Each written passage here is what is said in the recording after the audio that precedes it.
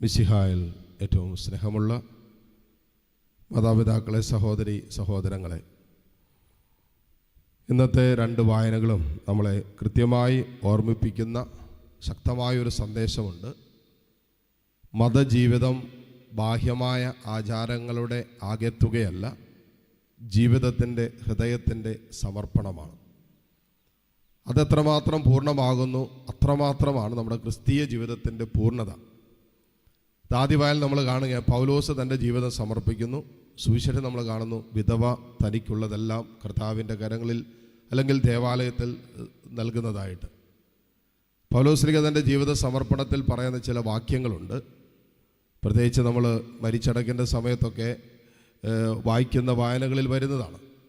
പൗലോസ്ലീഹ പറയാണ്, ഞാൻ നന്നായി പൊരുതി, ഞാൻ എൻ്റെ ഓട്ടം പൂർത്തിയാക്കി, ഞാൻ എൻ്റെ വിശ്വാസം കാത്തു. 3 കാര്യങ്ങളാണ് പൗലോസ്ലീഹ പറയുന്നത്. ഞാൻ നന്നായി പൊരുതി. തീർച്ചയായിട്ടും ഈ ലോക ജീവിതം വചനത്തിൽ നിരന്തരം നാം വായിക്കുന്നത് പോലെ ഒരു ആത്മീയ പോരാട്ടത്തിലാണ്. ശത്രു നമുക്കെതിരെ നിരന്തരമായ അവൻ്റെ ആലോചനകൾ, അവൻ്റെ ചിന്തകൾ, അവൻ്റെ തീരുമാനങ്ങൾ ഒക്കെ നമ്മുടെ ഹൃദയത്തിലും മനസ്സിലൊക്കെ നിരന്തരം കോറിയിടുമ്പോൾ അതിനെതിരെ യഥാർത്ഥ സത്യമായ യേശുവിൻ്റെ വചനങ്ങൾ ഹൃദയത്തിൽ സൂക്ഷിച്ച് ആ വചനത്തോട് നിരന്തരം പ്രത്യുത്തരിക്കാനുള്ളൊരു വിളി നമുക്കുണ്ട്. അത് പൗലോസ്ലീഹ നിരന്തരം ചെയ്തു. അതുകൊണ്ടാണ് ആദ്യവാരം നമ്മൾ കേട്ടത്, ഈ കാലഘട്ടത്തിൻ്റെ ഒരു പ്രത്യേകത, തങ്ങൾക്ക് ഇണങ്ങിയ പ്രബോധകരെ വിളിക്കും. തങ്ങൾക്ക് ഇമ്പമുള്ള കാര്യങ്ങൾ കേൾക്കാൻ അവർക്ക് താല്പര്യമാണ്.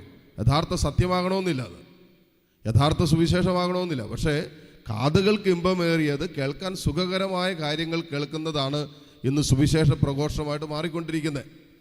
എന്നാൽ യഥാർത്ഥ സുവിശേഷ പ്രഘോഷം രക്ഷയിലേക്കുള്ള സുവിശേഷ പ്രഘോഷമാണ്. ഒരുവൻ്റെ മാനസാന്തരത്തിലേക്കും യേശുക്രിസ്തുവിലേക്കും ക്രിസ്തുവിലൂടെയുള്ള രക്ഷയിലേക്കുള്ള ജീവിതത്തെ രൂപാന്തരപ്പെടുത്തുന്നതാണ് യഥാർത്ഥ സത്യപ്രബോധനം. അത് പ്രഘോഷിക്കാതെ ഇന്ന് വളരെ കംഫർട്ടബിൾ ആകുന്ന രീതിയിൽ, കേൾക്കുന്നവർക്ക് വളരെ സുഖകരമായ രീതിയിൽ സുവിശേഷം പ്രസംഗിക്കുന്ന ഒരു കാലഘട്ടത്തിലേക്ക് നമ്മൾ മാറ്റപ്പെട്ടുകൊണ്ടിരിക്കുകയാണ്. ഇവിടെ പൗലോസ്ലീഹ പറയാണ്, ഞാൻ നന്നായി പൊരുതി. നിരന്തരമായി എനിക്കെതിരെ ശത്രുവിൻ്റെ പോരാട്ടമുണ്ടായിരുന്നു, ചുറ്റുപാടിൽ നിന്ന് പീഡനങ്ങളുണ്ടായിരുന്നു, മറ്റുള്ളവരിൽ നിന്ന് സഹനങ്ങളുണ്ടായിരുന്നു. എൻ്റെ സുവിശേഷ വേലയ്ക്ക്, സത്യപ്രഘോഷണ ജീവിതത്തിനെതിരായി നിരന്തരമായ അസ്വസ്ഥതകളുണ്ടായിരുന്നു. എന്നിട്ടും ഞാൻ നന്നായി പൊരുതി എന്നാണ് പൗലോസ്ലീഹ പറയുന്നത്. എന്നിട്ട് പറയാണ്, ഞാൻ എൻ്റെ ഓട്ടം പൂർത്തിയാക്കി. തീർച്ചയായിട്ടും നമ്മൾ ഒരു ഓട്ട മത്സരത്തിൽ ഓട്ടം പൂർത്തിയാകുമ്പോൾ അതിനകത്ത് ചില കാര്യങ്ങൾ ശ്രദ്ധിക്കേണ്ടതുണ്ട്. ഒന്ന്, കൃത്യമായ വഴിയിലൂടെ തന്നെ ഓടണം. അതിന് നമുക്കൊരു ട്രാക്കുണ്ട്. ട്രാക്ക് തെറ്റിപ്പോയി കഴിഞ്ഞാൽ എത്ര കണ്ട് ലക്ഷ്യത്തിലെത്തിയെന്ന് പറഞ്ഞാൽ നമ്മൾ വിജയിക്കില്ല. ഇവിടെ പൗലോസ്ലീഹ പറയാണ്, ഞാൻ എൻ്റെ ഓട്ടം പൂർത്തിയാക്കിയെന്ന് പറയുമ്പോൾ കൃത്യമായ വഴിയിലൂടെയാണ് പൗലോസ്ലീഹ ഓടിയത്. ഏതാണ് ആ വഴി? യേശുവാകുന്ന വഴിയിലൂടെ അവൻ ഓടി തൻ്റെ ഓട്ടം പൂർത്തിയാക്കി. ഓട്ടം പൂർത്തിയാക്കിയപ്പോൾ ഒറ്റയ്ക്കല്ല പൗലോസ്ലീഹ ഓടിയത്. പൗലോസ്ലീഹ തൻ്റെ കൂടെ അനേകരെ കർത്താവിലേക്ക്, നിത്യജീവനിലേക്കുള്ള വഴിയിലേക്ക് കൊണ്ടുവരികയും ആ വഴിയിൽ ഓടാൻ പ്രേരിപ്പിക്കുകയും ചെയ്തു എന്നുള്ളതാണ്. അതുകൊണ്ടാണ് ഇന്നത്തെ ആദ്യ വായനയിൽ പൗലോസ്ലീഹ വളരെ ശക്തമായിട്ട് പറയാണ്, നിങ്ങൾ ഈശോ പഠിപ്പിച്ച സുവിശേഷത്തിൽ വിശ്വസിക്കണം.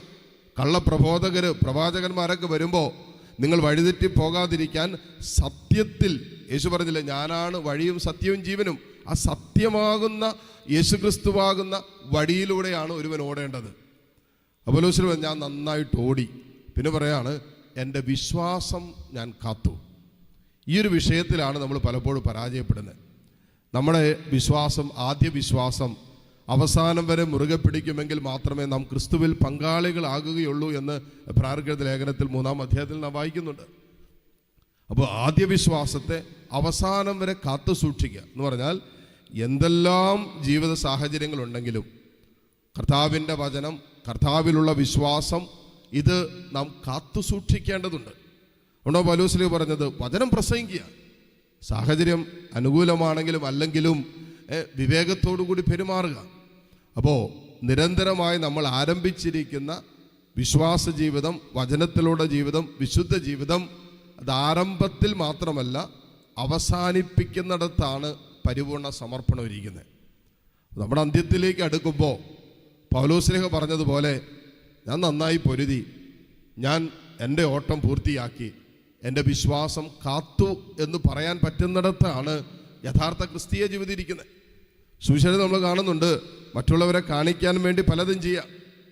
ആദ്യവാനം നമ്മൾ കാണുന്നുണ്ട് മറ്റുള്ളവർക്ക് സന്തോഷം തരുന്ന പല കാര്യങ്ങളിൽ വ്യാപരിക്കാം. പക്ഷേ കർത്താവ് സന്തോഷിക്കുന്ന കാര്യങ്ങൾ ചെയ്യുന്നതിലും അതിൽ വ്യാപരിക്കുന്നതിലുമാണ് യഥാർത്ഥ മതജീവിതം ഇരിക്കുന്നത്. അപ്പോൾ ബാഹ്യമായ അനുഷ്ഠാനങ്ങളുണ്ട്, ആചാരങ്ങളുണ്ട്, ഒത്തിരിയേറെ ആത്മീയ കാര്യങ്ങളിൽ നമ്മൾ വ്യാപരിക്കുന്നുണ്ട്.